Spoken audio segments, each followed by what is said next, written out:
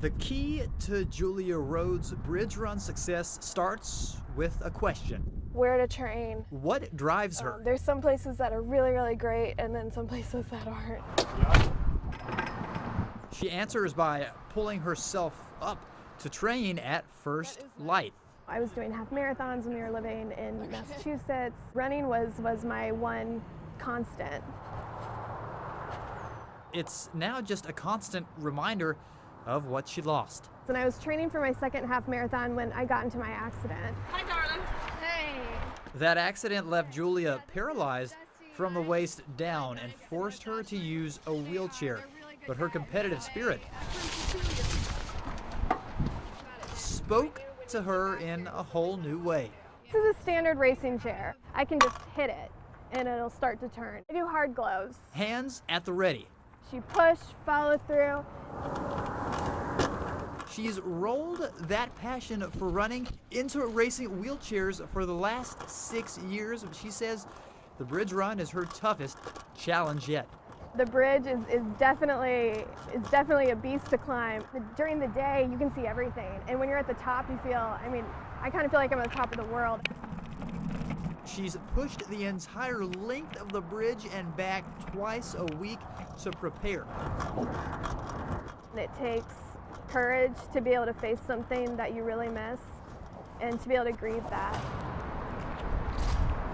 As for her grief, there's no disability that takes away your ability to enjoy your life.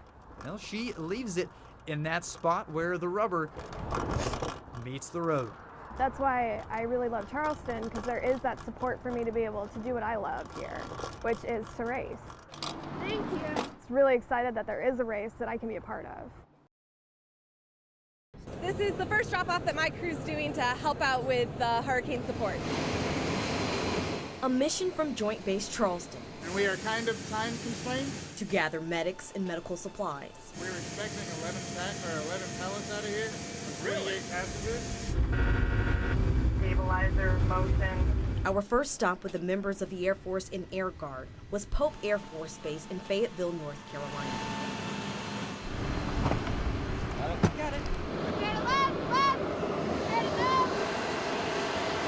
Captain Colby Shaput and Captain Adam Corpus call the Low Country home right now. Altitude hold. Okay. Yeah, video 3. Both eager to serve their country. If we can help our own people, that's just, what more could you ask for? Why wouldn't you want to do that? And both with an emotional tie to the Lone Star State. My brother was born in Texas. I lived there for about 4 years in Carrollton, just about outside Dallas. So very cool for me to go back there and help them personally. After a short flight, we quickly gathered pallets of essential supplies. Everybody clear! Everybody clear! And the medics that will treat critically injured Hurricane Harvey victims. Captain Stephen McCrory, a native of the Gulf Coast, is all too familiar with the help hurricane victims desperately need. We've got some blankets, basic need items.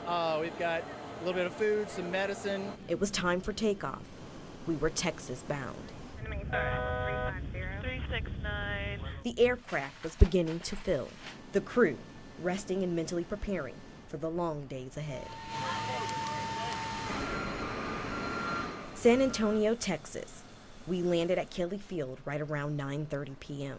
Well, certainly you see a lot of cargo aboard this aircraft right now. More cargo was brought on board. Cargo that can turn a C-17, like the one we flew on, into a working hospital.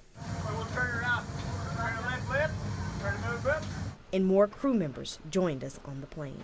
Major Christina Spindell says once on the ground, each crew consists of 2 flight nurses and 3 medics, all able to help those in need. So that we can both move sick patients and family members to the definitive care that they need, especially in a region so ravaged by the recent storms and flooding.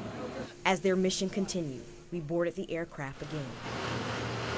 The final stop for the team of nurses and medics that fly to work, to serve.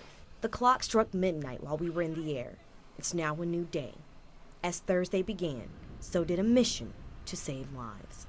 Concerns over possible fecal indicator bacteria here in Shem Creek have water quality advocates paying close attention. As more people spend time in this popular waterway during the summer months, the need to keep an eye on its cleanliness becomes more important. Yeah, we got all the gear in the trunk here, and we're going to load it onto the boat in just a minute. At Charleston City Marina, a weekly excursion for Andrew Wonderly begins from the parking lot to the boardwalk and eventually a boat slip. You over here. Shallow water alarm. Guided by a Garmin, Andrew and his colleague Lane Kennedy are on a mission as they patrol about 10 nautical square miles. We're sampling for the fecal indicator bacteria Enterococcus. It's an unpleasant topic to tackle for these scenic views, but as director of the nonprofit group Charleston Waterkeeper, this is terrible. Andrew is paying attention to one of the crown jewels of local waterways. Shem Creek is all suburban and urban development. The more developed the watershed is, the more likely you are to find poor water quality. And that's what Charleston Waterkeeper's studies discovered recently. He says Mother Nature is partly to blame. Polluted floodwater, polluted rainwater that washes over the ground during a rainstorm picks up anything and everything that's on the ground. Lane Kennedy is a field investigator for Charleston Waterkeeper. She takes water samples and carefully documents where they come from. We can go back and look at the chain of custody to know who had the sample, during what time. A lot of it looks very clean, but we have an indicator that'll show us in the lab how much bacteria is in it. In other words, don't be fooled by what you see in the jar.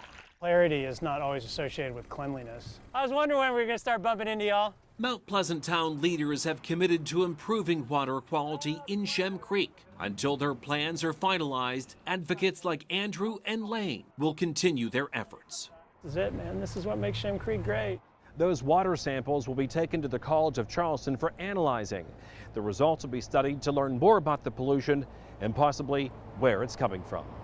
Working for you in Mount Pleasant, Bill Burr, ABC News 4. This is the kickoff of our Sober Slammer campaign. Thank you, sir. I appreciate it. Yeah, that's fine if you just want to grab your coat. White truck's good too.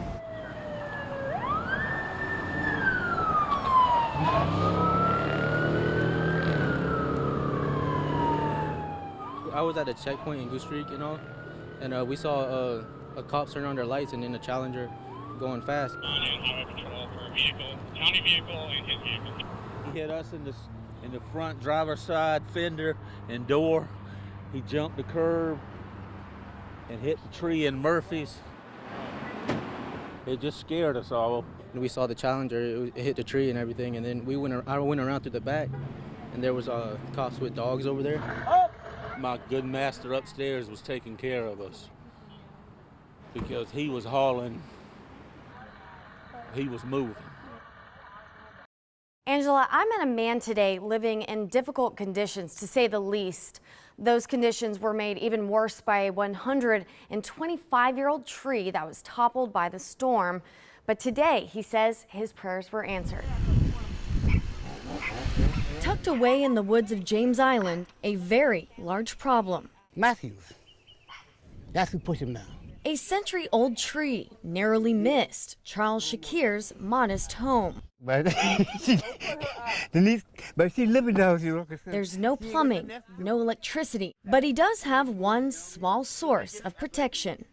It's little Denise, my little gal, my girlfriend. Yeah, that's the only girl I got. His 3-month-old Chihuahua, loyal guard dog. We want to get this place cleaned up for you. Charles named her after Denise Cromwell, the woman behind Project Street Outreach, an organization providing for homeless veterans. She pulled together a team to plant the seeds of change. Say thank you for your service and the freedom we now enjoy because of you. Faced with obstacles most couldn't bear, Charles gives gratitude to God. The only person helping me now, you know what I mean? I mean, besides you, Denise. And she's very much his guardian angel. Then pull her. Yes. Okay, God, thank Lord. Gifting comfort and so much more. Tears for Do you like to God. read? Yes, ma'am. I got you some other books. But I ain't crying. I'm not gonna cry. I'm not gonna cry. I'm not gonna cry, Denise. I'm not gonna cry. I'm not gonna cry. Don't cry. That's right. I feel good. Though. I really appreciate your service. You have no idea how much I honor my veterans. All right. Thank you, ma'am. I love my veterans. Thank you, ma'am. I really appreciate it. Above all, Denise is worried about Charles's safety. The property is teeming with bugs, snakes, broken glass, wood, and metal. She's hoping the community will help Charles get into a new mobile home eventually. I'm Caroline Balchunas reporting.